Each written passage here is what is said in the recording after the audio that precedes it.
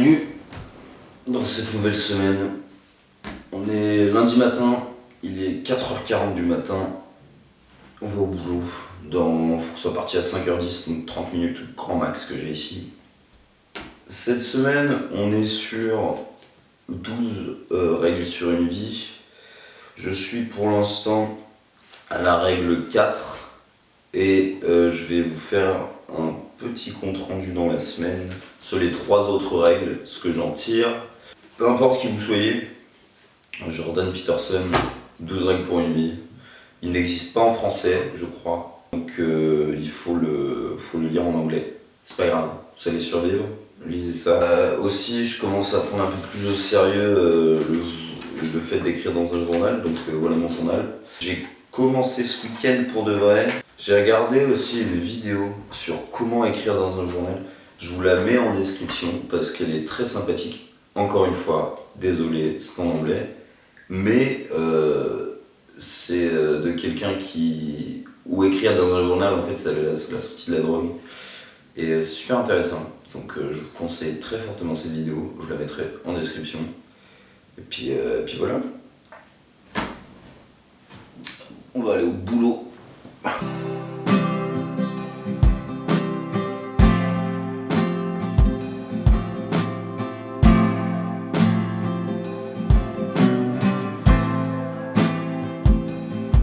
Bon, nous voilà rentrés à la maison. Enfin, les gars, je finis le taf à 15h. D'habitude, je mets 1h40 à rentrer chez moi. J'ai mis 4 heures à rentrer chez moi. Donc je suis rentré, j'ai pris mes affaires, je suis allé à la gym, je suis arrivé une demi-heure en retard. Plus de RERD de merde. Demain, je prends la voiture. Il n'y a plus de RERD. Il y a un arbre qui est tombé sur la voie, qui a cassé une ligne électrique. Il n'y a plus. Électricité, fini. RER, fini.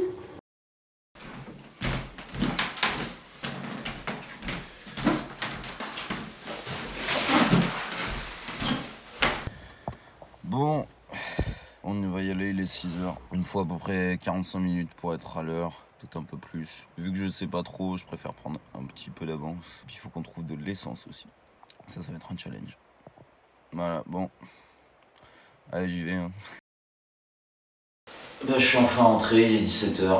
Je suis crevé, j'ai pas lu ce matin, donc je vais lire maintenant.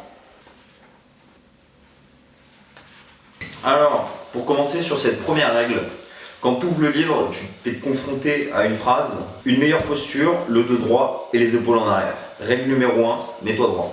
Alors, dans ce chapitre, Peterson il commence en expliquant qu'en fait il est prouvé scientifiquement que la posture que l'on adopte a une influence sur la façon dont on se sent et dont notre cerveau traite les informations.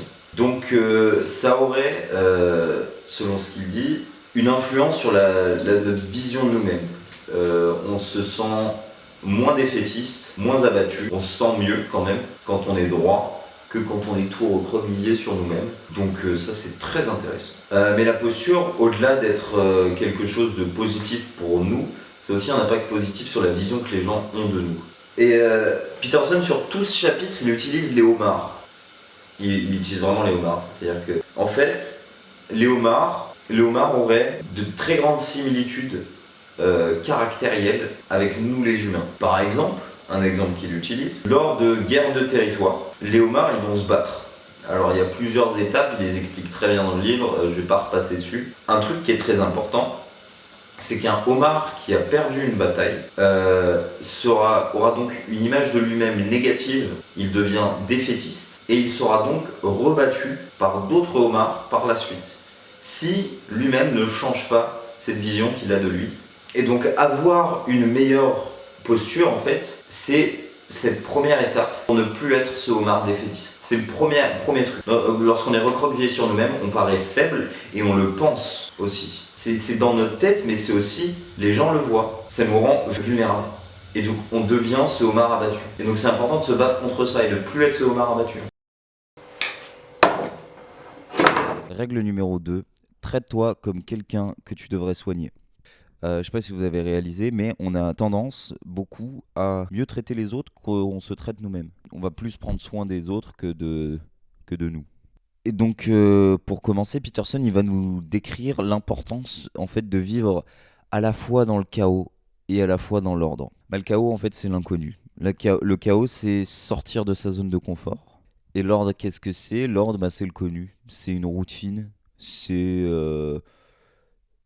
aussi des valeurs très droites. C'est savoir respecter des choses. Du coup, c'est important d'allier les deux. Dans le symbole du yin et du yang, en fait, on va avoir une partie noire, une partie blanche. Et dans cette partie blanche, il y a un rond noir. Et dans cette partie noire, il y a un rond blanc.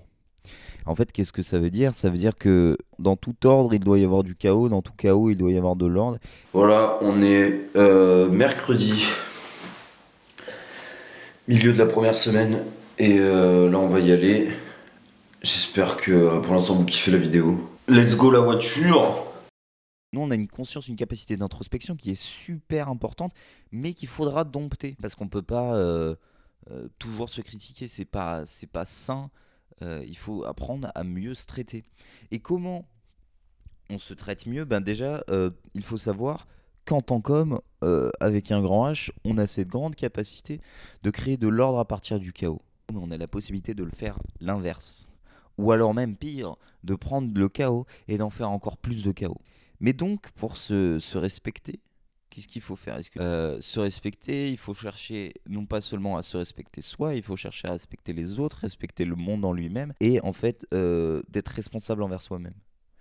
Parce que, voilà, si je ne me respecte pas, donc j'en ai rien à faire de moi, donc niveau responsabilité, et puis en fait on en a rien à foutre, donc oui, faudrait que je fasse ça, faudrait que je fasse ça.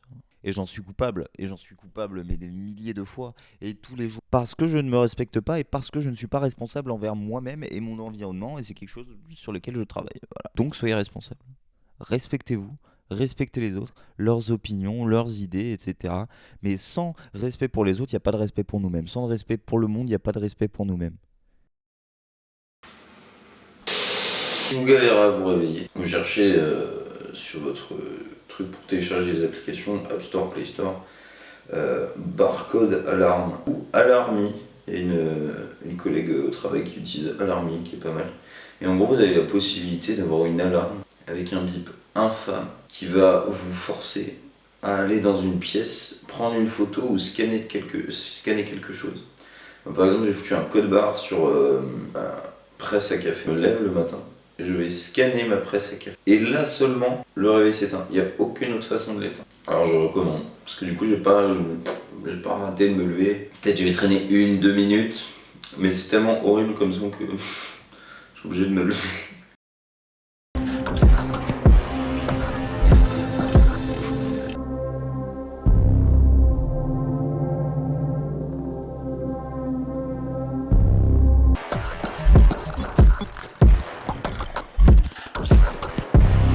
Règle numéro 3. Deviens ami avec des gens qui veulent le mieux pour toi. Super cliché. Tu peux pas faire plus cliché que ça, mais c'est quand même très intéressant. Donc c'est simple, ces gens sont pas tes amis. Si tes amis te reprochent d'évoluer et de devenir meilleur, t'as raté gros. S'ils te poussent à trahir tes valeurs, exemple tout con, t'arrêtes de fumer, les mecs le savent et te proposent des clopes et des clopes et des clopes. C'est pas tes potes. Si on te reproche de vouloir aller mieux, c'est pas tes potes en fait. Bon, il est 6h, et ben on va tailler pour aller travailler. Je suis désolé, hier, j'ai pas trop filmé. En fait, je suis rentré du taf, je me suis juste endormi sur mon canapé comme une merde. Donc j'ai fait un peu de musique. Voilà, j'espère que ça vous a plu. Et puis là, on va aller au taf. Vouloir aider quelqu'un, c'est pas tout le temps très intelligent en fait. Vouloir absolument aider quelqu'un sans savoir sa volonté d'aller mieux, il y a de très grandes chances que ce ne soit que simplement pour ton ego. C'est dit dans le livre, c'est pas moi qui l'invente. On essaie de se prouver, oui, non mais regardez, je suis vraiment quelqu'un de bien, hein, je suis vraiment ci, je suis vraiment ça. Ta gueule. Bon, ça sert à rien d'aider par ego en fait. Moi par exemple, hein, je le dis en toute honnêteté, j'ai essayé pendant très longtemps d'aider des gens et des fois ça a marché, hein, des gens qui vont aujourd'hui beaucoup mieux, etc. Mais je pense, après longue analyse, que je l'ai juste fait par ego et pour me racheter en fait. Pour dire oui, non mais regarde, j'ai fait du bien, donc ça y est, je suis pardonné. Au lieu d'aller m'excuser en fait. Mais je lui ai demandé pardon. Mais j'ai cherché à justifier et à me faire pardonner à travers des actions. Et on s'en bat les couilles, en fait. Et ça, c'est pas bon parce qu'en fait, on est dans les gens. Moi, j'allais pas bien. Et tout ce que j'ai fait, c'est. Même si j'ai réussi à les aider, tout ce que j'ai fait, c'est creuser ma tombe et ça n'a servi à rien. Peterson, il dit cette phrase assez sympathique. Vous ne faites pas la chose la plus dure parce que c'est plus simple d'avoir l'air vertueux à côté de quelqu'un d'irresponsable. Je dis pas qu'il faut laisser les gens dans la merde. Je dis juste que quand vous essayez d'aider quelqu'un mentalement, psychologiquement, à l'aider à avancer dans la vie, et ben en fait, il y en a certains qui ne veulent pas. Et qu'en fait, il fait une analogie très intéressante. Si par exemple vous êtes dans une entreprise, que vous êtes dans un groupe super, mais super productif, vous êtes des cracks ultimes, il y a le patron qui décide de ramener un mec qui fait de la merde au fond dans son couloir tout seul. Le mec est nul, tu vois, il a pas envie de bosser, il en a rien à foutre. Et il le met dans votre équipe. Et en fait, l'entièreté de l'équipe coule. Parce qu'il y a un qui fout rien, qu'on a rien à foutre. Et donc c'est pas pour dire que il faut plus aider des gens, et il faut penser qu'à soi et non, c'est pas ça. Et c'est bien d'être attentif aux personnes autour de soi, mais il y a un truc où on peut pas sauver tout le monde et que les gens qui veulent pas être sauvés, en fait, vous allez rien faire, quoi. Si le mec il en a rien à foutre d'être aidé, d'être sauvé, tu ne vas rien faire. Tu peux faire ce que tu veux, tu sers à rien. C'est important de le savoir, très important de le savoir. Là, tout ce que je vous dis, c'est pas des choses que j'ai totalement appliquées dans ma vie. C'est des choses que j'apprends et que je commence à assimiler, hein, je tiens à le dire. Mais il y a aussi la fameuse phrase qui dit: si tu es la personne la plus intelligente dans une pièce, change de pièce. Alors moi, ce qui me termine avec cette phrase, c'est que, tu sais, c'est la phrase où t'as les millionnaires sur Instagram. Moi, j'avais 16 ans, mes parents sont morts, j'ai dû élever toute ma famille tout seul. Ta gueule, toi. On a toujours besoin dans la vie de chercher à grandir, de chercher à évoluer. Et si tu t'entoures pas de personnes qui vont t'aider à évoluer, bah en fait tu vas jamais évoluer. Si tu restes tout seul dans ton appartement, tu ne vas jamais évoluer. Pourquoi ? Parce que on apprend beaucoup des autres. Mais faites le tri dans vos amis. Et si vous voyez que quelqu'un il vous empêche d'avancer, bah écoutez, ça dégage. C'est triste à dire, hein, mais c'est vrai, ça dégage, quoi. Peut pas aider tout le monde, peut pas sauver tout le monde. Je vais pas me coltiner des gens qui vont me dire arrête ci, arrête ça, oh là là, t'es cringe, tu vas mieux. Ta gueule. Prenez des gens autour de vous qui sont juste meilleurs que vous et qui vous aident à être encore meilleurs que vous maintenant. Et ce qui va, d'ailleurs, je vous fais un petit teasing parce que la 4e règle va très en lien avec ce que j'étais en train de dire. C'est compare-toi avec qui tu étais hier et pas à quelqu'un d'autre aujourd'hui. Voilà.